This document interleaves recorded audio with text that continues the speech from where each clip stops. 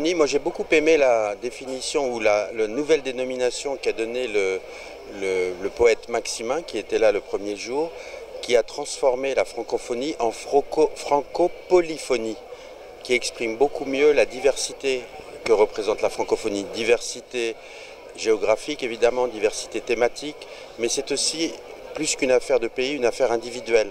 Donc il y a des individus francophones qui vivent dans des pays, ou francopolyphones qui vivent dans des pays qui ne sont pas francophones. Et c'est ça l'important, c'est la diversité. Francophonie égale diversité. Alors nous arrivons maintenant presque à la fin de ce salon et de ce pavillon de la francophonie. Et ce que nous voulions faire a été presque entièrement accompli, je l'espère. C'était là aussi la diversité. C'était pouvoir accueillir différents publics qui venaient écouter des conférences, qui venaient faire dédicacer des livres, des enfants qui venaient dans le rayon de livres pour enfants, des gens qui ne sont venus chez nous que pour la gastronomie et qui sont restés ensuite, après avoir goûté un petit plat français, qui sont restés dans les différents ateliers, des ateliers pédagogiques pour les enfants, un secteur numérique assez important qui a attiré beaucoup de monde et qui montre une nouvelle image du livre sous des formes numériques. Donc je pense que nous avons touché un large public, divers, et c'était notre but essentiel. Alors moi j'ai un rapport assez particulier avec les livres, enfin chacun a un rapport différent. J'aime beaucoup les livres et maintenant il se trouve que depuis quelques années j'accumule des livres que je ne lis pratiquement pas, je dois l'avouer. Alors peut-être que là j'aurai l'occasion de lire les livres parce que j'ai rencontré les auteurs et c'est un élément très important je crois pour inciter à lire. Mais j'ai l'impression que je vais retarder la lecture de beaucoup de livres que j'ai achetés à une période de ma vie où je serai plus au calme. Alors moi je suis assez impliqué personnellement dans les réseaux sociaux et c'est pas très récent, ça fait maintenant 7-8 ans.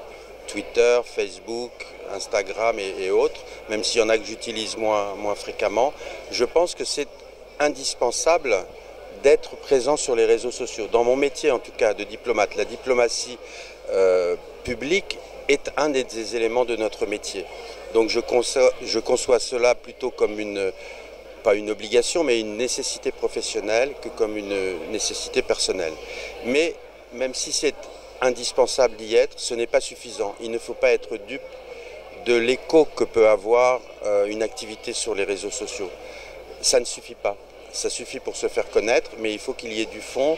Et en tout cas, il ne faut pas être dupe du fait que l'audience est quand même très limitée. Est limité à un réseau d'amis, comme on dit sur Facebook par exemple. Donc il ne faut pas croire que l'information que l'on met sur les réseaux sociaux soit très largement diffusée. Il faut faire d'autres choses. Tout est complémentaire et en plus des réseaux sociaux, il faut avoir des actions publiques. Et aujourd'hui, c'est ce qui se passe dans ce salon, c'est la rencontre humaine. Les réseaux sociaux ne peuvent pas remplacer la rencontre personnelle.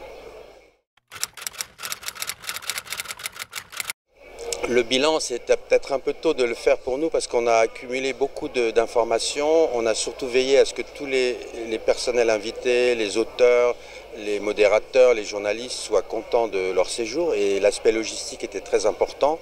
Vous, l'équipe numérique et de communication, vous avez beaucoup contribué à rendre ce salon, à lui donner une image de sérieux.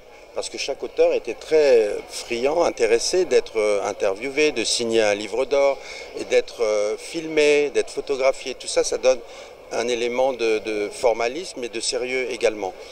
Le bilan, je pense qu'il est positif, enfin, il est en tout cas appréciable parce qu'il y a eu beaucoup de visiteurs. Tous les retours que nous avons sont positifs. Est-ce qu'il y aura des critiques plus tard? Nous le verrons. Il y a sûrement des choses à modifier si nous devions refaire la même chose. Peut-être avoir un coin plus convivial où les gens peuvent s'asseoir et discuter, ce que nous n'avions pas ici. Mais c'est une très belle expérience et surtout un travail d'équipe avec vous, avec mes collaborateurs, avec nos collègues qui se sont tous motivés au-delà de leur travail quotidien pour que ce soit une réussite. Et rien que pour ça, je pense que ça laissera des traces dans notre équipe de l'Institut français. Merci à vous.